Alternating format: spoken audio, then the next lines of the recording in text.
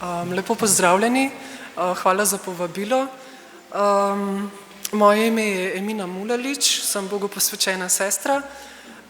Je pa moja zgodba majčkeno drugačna od zgodbe večine ljudi.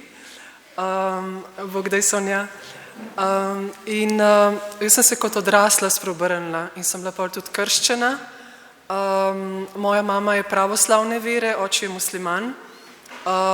In jaz, ko sem se pripravljala na pravosodni izpit, sem doživela veliko spreobrnenje na Kureščku pri Kraljici miru. Mama me je peljala tja prav na veliki četrtek, 16 let nazaj, in me je pustila v cerkvi samo. Jaz nisem takrat še vedela, da je Jezus v tabernaklju. Sem hodila k Mariji. Takrat sem prvič v življenju doživela tak neskončen mir, ki ga ta svet ne more dati, pa ljubezen, ki sem celo življenje iskala. Tako da sem na 2-3 dni hodila kar na Kurešček k Mariji, pa nazaj domov se učiti. To je potekalo 4 mesece, nisem vedela, da je Jezus v tabernaklju. In potem je bil seminar patra Jamesa Maniakala, ki je bil zelo prelomen v mojem življenju.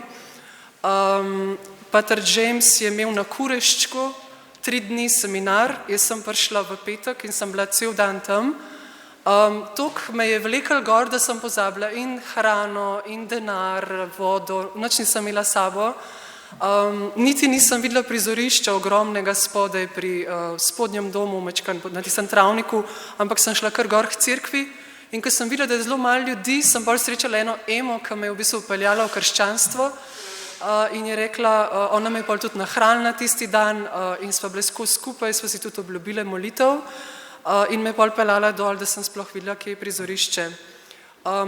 Ta dan me je zelo zaznamoval, sem zelo hvaležna, velika milost v mojem življenju. Takrat sem v bistvu, pater James Maniakal je tako jasno govoril o Evharistiji, da sem jaz sprejela takrat dar žive vere, da Jezus Kristus je navzoč v Evharistiji. In nikoli nisem podvomila od takrat, da Jezus je v Evharistiji. On je tudi tako zelo preprosto je govoril in je rekel, pejte vsak dan k sveti maši. Jaz tega nikoli več v življenju nisem slišala od nobenega duhovnika, ampak to se je nekje v mojem srcu zapisalo, hvala Bogu. In on je rekel, tam v Indiji, kjer sem jaz doma, vsi, mladi, mičkani, otročki, starejši, starši, vsi najprej k maš, pa vsak po pravilih, eni v vrtcu, eni v šolo, eni v službe, na njive, kamorkoli že. Najprej k maši, zato ker vi to potrebujete.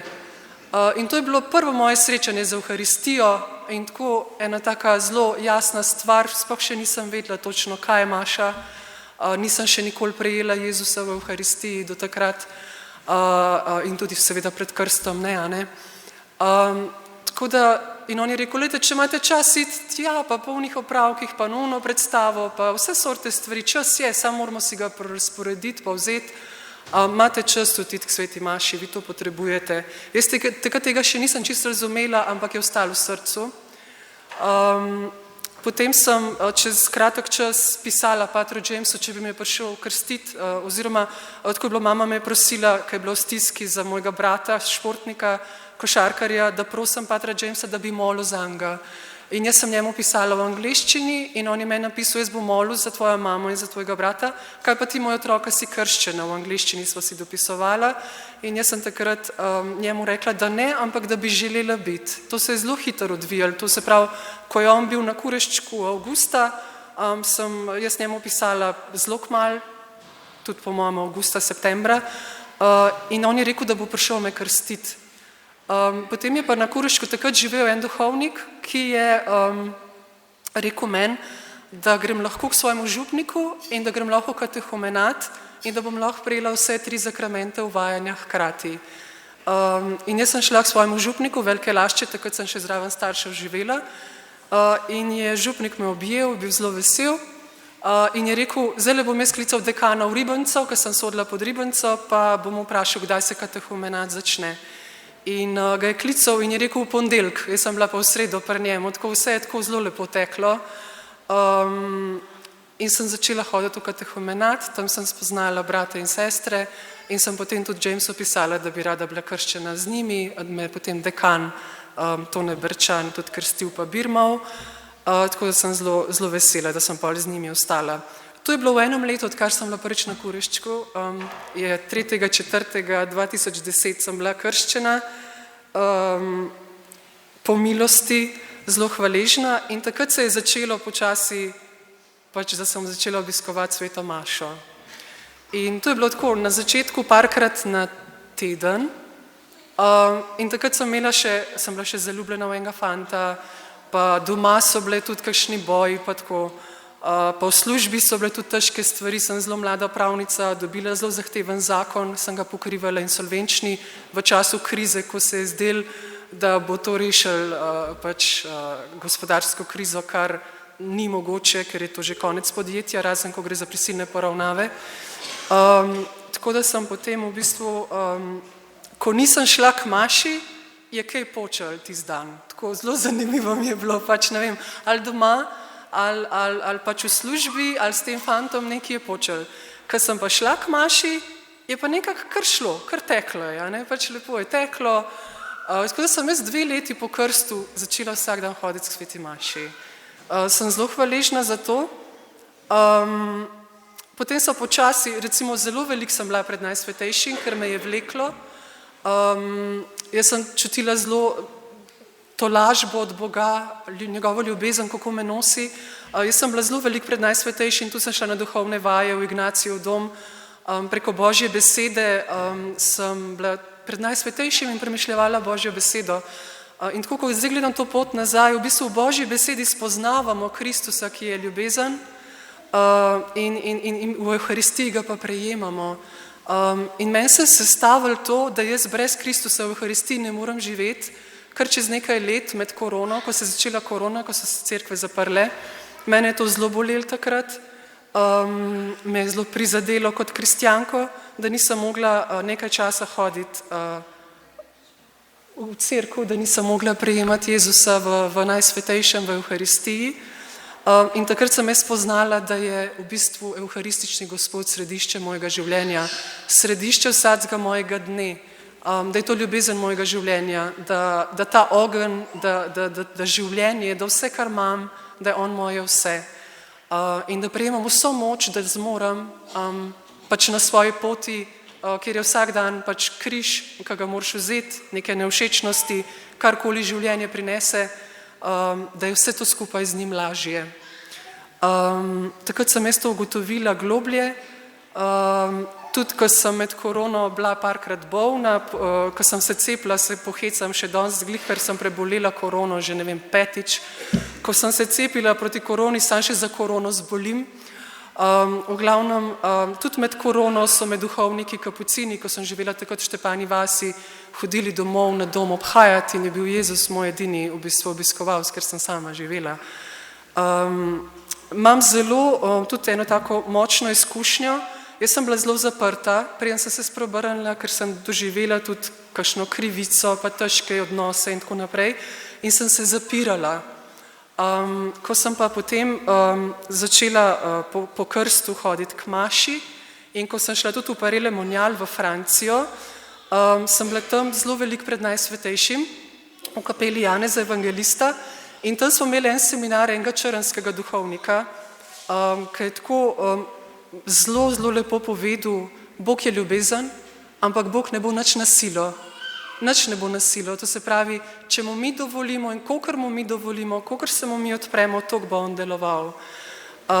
In je rekel, če ste bili ranjeni, če ste se zapirali, pejte pred Najsvetejše in mu rečete, Jezus, jaz bi se rada odprla, jaz bi se rad odprl, pomagaj mi, vem, da me neskončno ljubiš, ker na začetku, jaz sem se počutila grešno in jaz sem grešnica. Po drugi strani sem odkrila to neskončno ljubezen in mir, brez katerega nisem si več predstavljala življenja.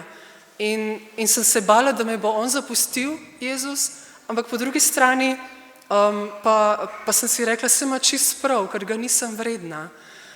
In skozi sem bila v tem precepu, v strahu, da me bo on zapustil.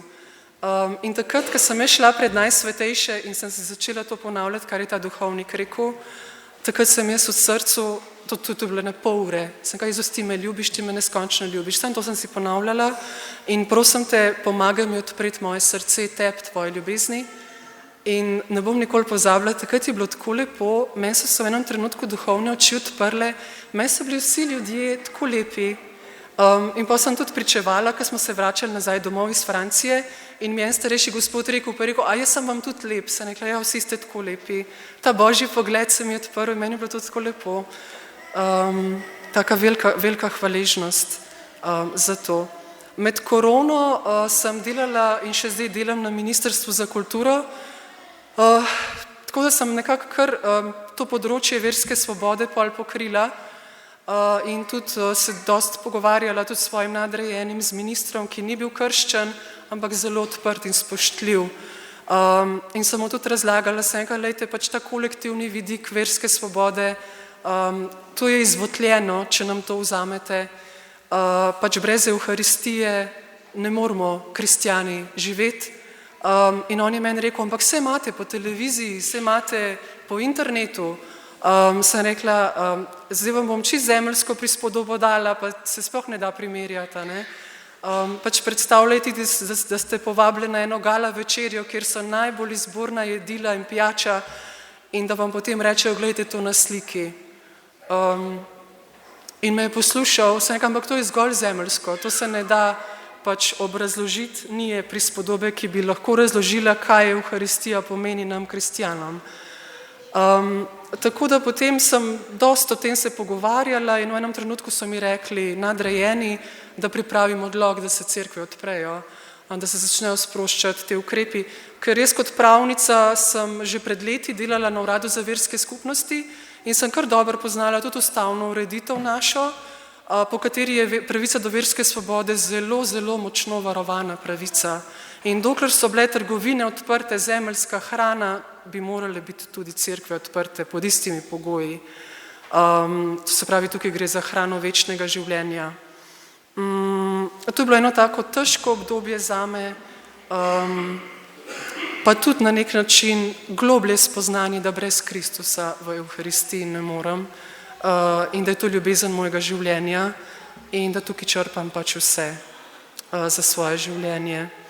Zdaj tako, pač recimo lansko leto, to bi še rada podelila z vami, ne vem, koliko poznate, mogoče kdo pozna, lansko leto je umrl pater Polikarp, na Brezjah 100 let je doživel, on je bil 4 leta moj spovednik, zadnja 4 leta pred smrtjo in lansko leto sem hodila, ne lansko, zdaj že predlansko, ko smo 25, sem hodila poleti 3 mesece k njemu, vsak dan po službi mu pomagati v samostansko kapelo maševati.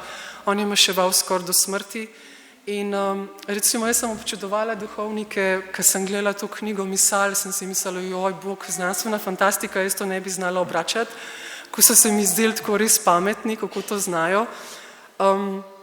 In jaz sem se morala v 2-3 dneh, ker je ena sestra pristala v bolnici, ki mu je do takrat pomagala, naučiti se obračati to knjigo in mu pomagati. In sem vzela pač Misal, ki je na telefonu pametnem in Mašo sem poznala in sem se učila in sem v 3 dneh morala znati. In je bil tako simpatičen in je rekel, on je bil tako vesel, me je prijel za roke, jaz sem vas tako vesel. Vi tako obvladate ta Misal, mi je rekel. Nisem nič razlagala, da sem se morala kar orang namatrati, da sem to. Z tega vidika sem videla tudi v bistvu sveto Mašo skozi oči duhovnika. Zelo mi je bilo dragocen čas z njim. Pri njemu sem videla to ljubezen duhovnika do Evharistije. On, ko je ležal, on je večino časa pol spal na koncu. In ko sem jaz prišla, je bil večinoma v postli, ampak ko je mene zagledal, Maša, sveta Maša, je kar poskočil in je ostal in sem mu pomagala, da smo prišli do kapele. Res dragoceni trenutki. Zdaj, rada bi še pač v službi, recimo, sem imela en primer, ki me je zelo prizadel, pa nisem znala povedati svoji sodelavki pač nič na to, kar mi je rekla. Ni krščena, ni verna, bila je še študentka, zdaj že pač mojih let, ampak ko je bila študentka, je delala prek študenta, in je imela nek referendum česa, ona se sploh ne spomne, za kateri zakon je šlo, neki za, proti, ne vem kaj, in je bila pred frančiškansko cerkvijo v centru in je potem v bistvu prišla gospa z maše iz cerkve in je s torbico je začela pretepati. In ona je še zdaj ranjena zaradi tega dogodka in jaz nisem vedela, kaj naj rečem. Pač, če smo pri sveti maši, to bi se morali poznati v življenju. Mi prejemamo tukaj ljubezen z veliko in se res moramo odpirati tej ljubezni, da nas on spreminja vase, da to, kar prejemamo tukaj, tudi prenašamo v življenje. Ne pa, da smo potem nasilni, da delamo vse sorte packari. Je pa tudi moja druga sodelavka, mi je dal misliti, pa na nek način bi lahko bila vesela, da je ugotovila to, ampak po drugi strani me je pa spet zabolel, ker je to ugotovila samo pri meni. Rekla mi je, da sem edini kristjan, ki ga ona pozna, da to, kar govorim, tudi živim. Pa ne poznam malo kristjanov. Tako da to me je tudi prizadel, ker tudi ne znam povedati, ne znam ji odgovoriti na to. Tako da to so ene stvari, v bistvu se premalo zavedamo. Če bi se mi zavedali, kaj je Evharistija, bi rabili policijo pred cerkvijo, ne vem, kateri svetnik je to rekel, pa trpi po mojem. Premalo se tega zavedamo, da smo tukaj na gori Tabor, pa zakrit nam je pod podobo kruha in vina, ampak tukaj je to sonce, Evharistija, luč, naša luč. Velikrat, ko sem v stiski, tudi v službi, ko so kakšne težke stvari, jaz ne vem, kaj narediti, ne vem, kako pomagati nekomu. Pomagam po pogovoru, nekoga potolažem, mu mogoče pokažem njegovo dostojanstvo, da se tudi sam zavzame zase. Ampak včasih so kakšne tudi težke stvari in jaz pol ne vidim druge variante, kot da grem pred najsvetejše in mu vse to izročim. In ko sem jaz v temi, ker ne vidim kam naprej, kje bom dobila luč, tukaj je, v tabernaklju je, pri sveti maši je, on je tisti, ki nas razsvetljuje. On je tisti, ki nam daje življenje. On je tisti, ki je naše življenje in ustajenje, naše vse. Tako, ne vem, pač mal zdaj sem bila bolna in sem imela 10 dni nad 38, vročine 39. Kar težko obdobje je bilo tole zame. Morala sem se ustaviti. Vidim, da je vedno več kristjanov vpetih, vedno več tudi jaz in sem to zdaj videla v akcijo. Akcija. Ampak če mi ne izhajamo iz Evharistije, če mi ne izhajamo iz osebnega odnosa z Jezusom, da to nisem neka kljukca, da on sem pa bil pri maši, ampak da se nam on tukaj daruje iz ljubezni in da ga jaz sprejemam iz ljubezni in da se tudi jaz njemu izročam iz ljubezni, pol nismo kaj dosti naredili, pol bo težko kaj drugače. Pa to mi je tudi zelo, me nagovarja, da ko mi njega prejmemo v Evharistiji, on ne postaje del nas, on se ne spreminja v nas, grešnike, ampak on nas spreminja vase, on nas v svojem srcu upodablja naše srce po svojem srcu. In to mi je tako lepo. Jaz sem dostikrat imela duhovne stiske in sem si tako vedno ta psalm molila, o Bog, ko bi bila kot golob in imela krila, bi odletela nekam daleč in se skrila. In sem čez leta odnosa z našim Gospodom v Evharistiji, v Božji besedi, v molitvi, spoznavala, da ta kraj, kjer smo edino varni, je Jezusovo srce v Evharistiji. Tak res velik dar za nas vse. Čutim eno tako veliko hvaležnost, tudi zdaj, ko sem večkrat premišljevala svojo zgodbo, sem se vprašala, moj Bog, kaj pa bi bilo, če bi se mene Bog dotaknil v koroni? Kako bi jaz razvila svoj odnos do Evharistije? Jaz poznam zdaj še kar nekaj kristjanov, kjer župnije predvajajo po YouTube še sveto mašo in ne grejo fizično. Mene je tudi med korono vprašal en prijatelj, družinski paroh pravoslavni. Emina, razloži mi, kaj je to duhovno obhajilo, kar ste katoličani upeljali, sem rekla, jaz v smislu nadomestka za Evharistijo ne znam odgovoriti. Jasno mi je, da se nam Jezus neprestano daruje duhovno in na Evharistiji, nadomestek za Evharistijo pa ne more biti nič. Tako, to je na kratko moja pot. Jaz pravim, sem tudi napisala 2 leti nazaj eno 9-dnevnico na čast srcu Jezusovom, tam noter je cela moja duhovna pot razlita, kako me je Gospod vodil. Najlepša ljubezenska zgodba vseh časov in največja je prav ta. Sem med mašo gledala našega križnega Gospoda, ki se je v telesu iz Device Marije postal človek, naš brat, da bi mi lahko postali Božji otroci. In ne samo to, šel je v ljubezni do konca na križ, za čisto vsakega od nas, čisto vsakega, tudi za tiste, zaradi katerih trpimo, tudi za naše surove prijatelje, je šel na križ in je dal svoje življenje za vsakega od nas, ker nas toliko neskončno ljubi.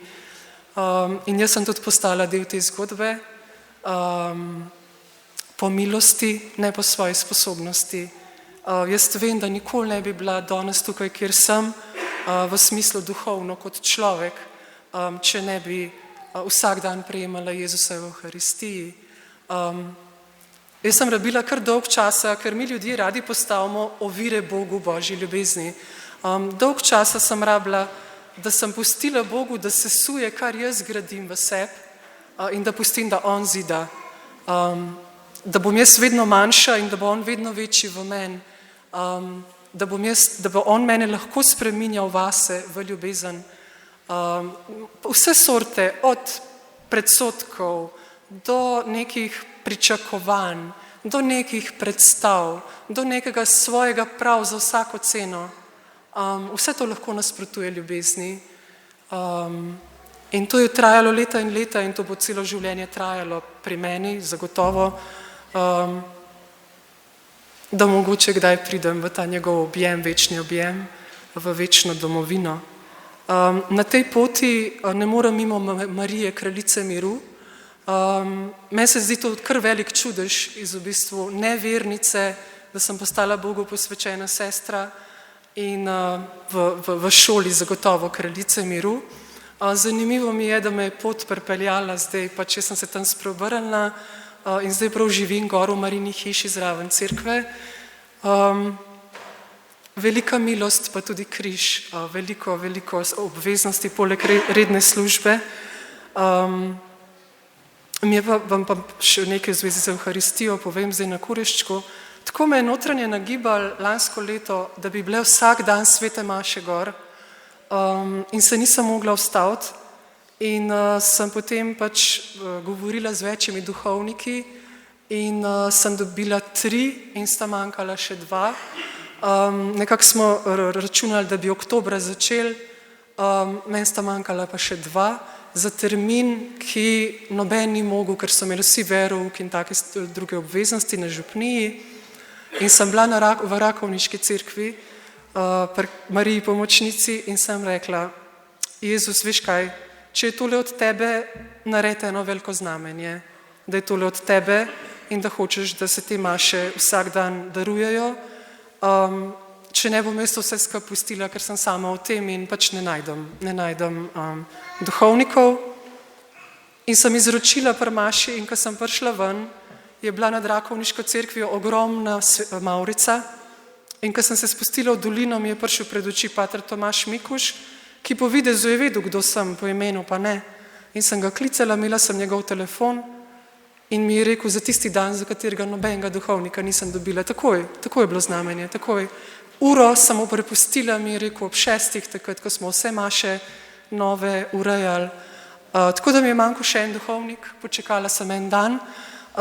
Kako sem prišla do imena Martin Zlobko, ne me vprašati. Sem ga klicala, se mi je javil iz Rima, da naj mu pišem, ker je v Rimu. Sem ga vprašala, če bi maševal in je rekel, da ja, na tisti datum, ki je še ostal. Tako da smo imeli pol z oktobrom vsak dan svete maše. Sem pa potem po 10 letih šla brat sporočila kraljice miru na Kureščku, potem, ko se vse že uredilo in sem prebrala 30 let nazaj, da je rekla kraljica miru, da prosi sinove duhovnike, da bi vsak dan bile svete mašne daritve in da bo to velik blagoslov ne samo za Slovenijo, ampak za celotno cerkev. Tako da sem se pol kar nekako pomirila, videla, da je Bog tako hotel in maše se zdaj odvijajo vsak dan, se darujejo na tem svetem kraju. Zdaj, ko živim gor, jaz sem zelo rada hodila v Medžugorje, to je tudi ena pot, kjer sem, v bistvu, jaz imam, eno je pred najsvetejšim molitev, najljubša pa rožni venc, ko hodim. In v Medžugorje sem hodila zadnja leta, 2-krat na let, po teden dni sama in sem bila skozi v molitvi. Ampak zdaj vam pa povem, ko sem pa gor, ko živim gor, to je slovensko Medžugorje, to je res neskončen mir. Jaz nikoli nisem šla nepotolažena od tam, vedno sem našla rešitev. Marija mi je vedno pomagala, me je umirila v svojem objemu, me je vodila v sinovo srce. Tako blizu je, pol urce iz Ljubljane, tako premalo se zavedamo, pa moji starši so iz Bosne, jaz imam Bosno zelo rada, ampak v Sloveniji imamo tudi Medžugorje, no, tako ste tudi povabljeni, če vas kdaj nagovori, na ta sveti kraj, kraj miru in milosti.